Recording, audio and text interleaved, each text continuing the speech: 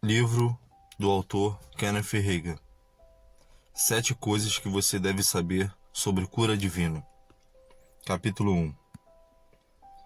É desejo de Deus curar você. As Escrituras nos revelam a natureza de Deus. As Escrituras também revelam a atitude de Deus com relação ao pecado, à enfermidade e à doença. A natureza de Deus não mudou no decorrer dos anos, nem mudou sua atitude para com o pecado. A enfermidade, a doença, você precisa saber disso para compreender a cura divina. Há 7 fatos principais que você deve realmente conhecer sobre cura divina. O primeiro é desejo de Deus curar você, porque a cura está no seu plano de redenção.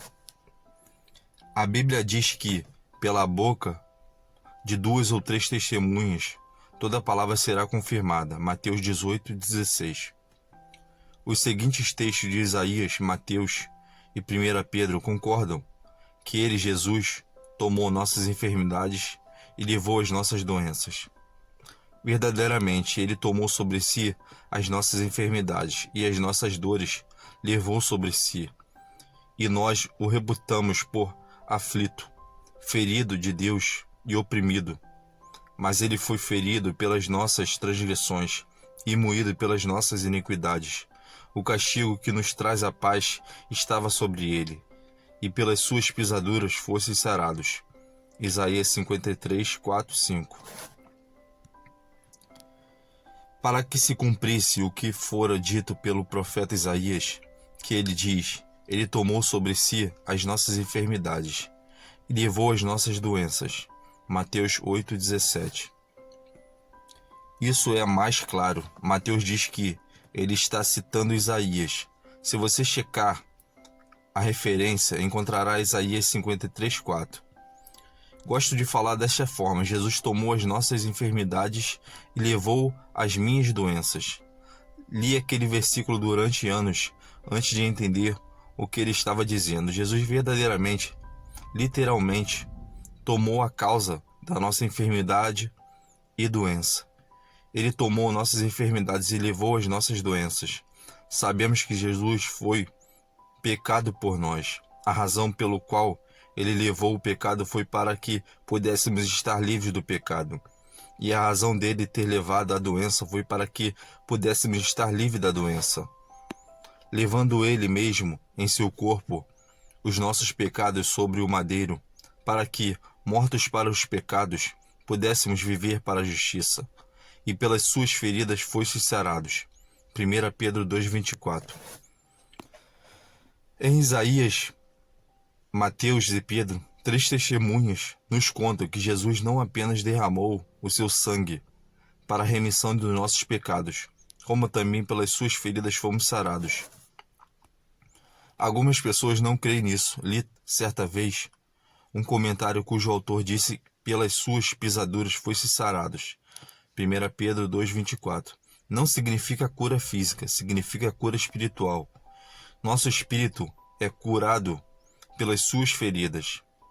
Deus, entretanto, não cura o espírito do pecador. De acordo com as Escrituras, ele o recria e faz da pessoa uma nova criatura. Jeremias e Ezequiel profetizaram no Velho Testamento. Disseram: eis que dias vêm, diz o Senhor, em que farei um concerto novo com a casa de Israel. E um espírito novo porei dentro deles. E tirarei da sua carne o coração de pedra, e lhe darei um coração de carne. Ezequias 11:19.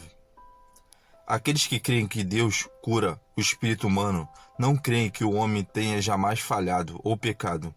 Sua propaganda não escriturística diz que todos nós temos uma centelha de divindade de Deus precisa aperfeiçoar. Não, um pecador necessita nascer de novo e se tornar um novo homem.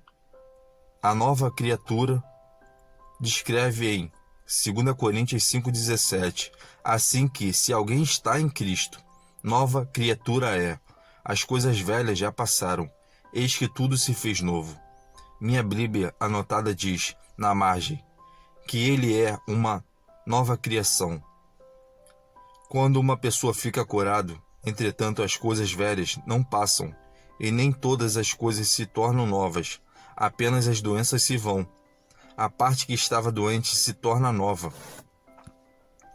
Se eu tiver um furúnculo no meu nariz e aquele furúnculo for curado, não ganho um nariz novo. É o mesmo nariz, apenas a parte doente se vai. Por consequente, em 1 Pedro 2,24 não significa cura espiritual, significa apenas que está dito. Pensei quando li mais do comentário desse cavalheiro. Se isso significa cura espiritual, então o próprio Senhor não sabia e ele cometeu um erro. Eu estava me lembrando de um incidente ocorrido durante uma reunião que eu dirigi em Oklahoma. Uma das 7 igrejas cooperadoras era pastoreada por um casal que conheci no Texas. Eles disseram, vamos trazer uma mulher da nossa igreja para a oração desta noite. Irmão Reagan, ela é paralítica, não dá um passo há 7 anos. Nós a levamos aos melhores especialistas no estado, e eles disseram que ela nunca andará novamente enquanto viver. Geralmente ministro debaixo da unção. Na noite que ela veio, eu tinha tanto para ministrar que estava exausto quando fui até ela. Veja, o Senhor é o mesmo em todos os tempos, mas eu não.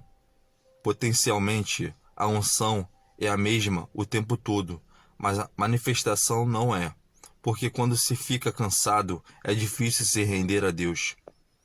Já que a unção desapareceu na hora que cheguei até esta mulher, eu não podia consequentemente ministrar a ela como faria normalmente. Eles a tinham trazido de longe para a reunião. E o que eu ia fazer? Manda-la embora, simplesmente? Não. Havia um jeito de ministrar a ela, porque a palavra de Deus nunca falha. A unção pode diminuir, desaparecer e ir-se, mas a palavra de Deus é sempre ungida. Aleluia. E suas palavras são espírito e vida. Tudo o que fiz foi me sentar no altar ao lado da mulher, abrir a minha Bíblia neste versículo das Escrituras, 1 Pedro 2,24, colocar a Bíblia no seu colo e pedir que ela o lesse. Então lhe perguntei, a palavra foste está no pretérito, no futuro ou no presente? Uma expressão de reconhecimento esplandeceu pelo seu rosto como uma luz de neon, brilhando na escuridão. Ora, disse ela, está no pretérito. E se nós fôssemos sarados, eu fui. Isso é crer aliando com a palavra de Deus. Eu disse, irmã, você vai fazer o que lhe disser? Bem, ela falou, farei se for fácil. Eu disse, é a coisa mais fácil que você já fez na sua vida. Simplesmente levante as suas mãos e comece a louvar a Deus, porque você está curada. Não será, está. Gostaria que você tivesse visto aquela mulher paralítica. Ela não tinha nenhuma evidência de cura. Não tinha dado ainda nenhum passo, mas levantou as suas mãos, olhou para o alto e enquanto um sorriso irrompia no seu rosto, ela disse, ó Deus Pai querido, ei, eu estou tão feliz de estar curada. Ó Senhor, tu sabes como estava exausta de ficar sentada nesses últimos anos. Estou tão contente de não estar desamparada e não precisar mais de assistência. Está vendo? Ela estava agindo na palavra. Isto é fé. Pus-me de pé e disse à congregação, vamos todos levantar nossas mãos e louvar a Deus com ela, porque ela está curada. E contudo, a rigor, ela ainda estava sentada no altar paralítica. Depois de pararmos, virei-me para a mulher e disse, agora, minha irmã, levante-se e ande em nome de Jesus. Deus e centenas de pessoas são minhas testemunhas eternas de que ela instantaneamente se pôs de pé e saltou, correu e dançou. Como o homem que entrou no templo andando, saltando e louvando a Deus. Atos 3:8. Todos gritaram e choraram com ela. Então alguém saiu e falou uma mentira sobre mim. Ele disse: aquele sujeito Reagan curou uma mulher paralítica lá, na noite passada. Não tive a ver com aquilo nada além do que você ou alguém mais poderia ter. Jesus a curou há aproximadamente 2000 anos e ela só descobriu isso naquela noite.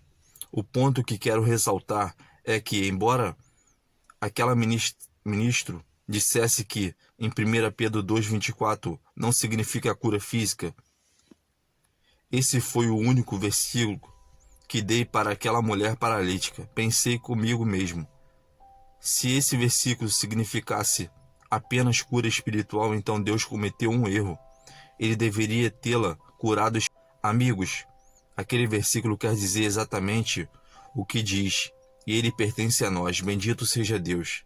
Pelas suas feridas fostes sarados. Ele não nos redimiu do pecado, apenas ele também nos redimiu das enfermidades. É desejo de Deus curar você. Nunca duvide disso, porque isso está no seu plano de redenção.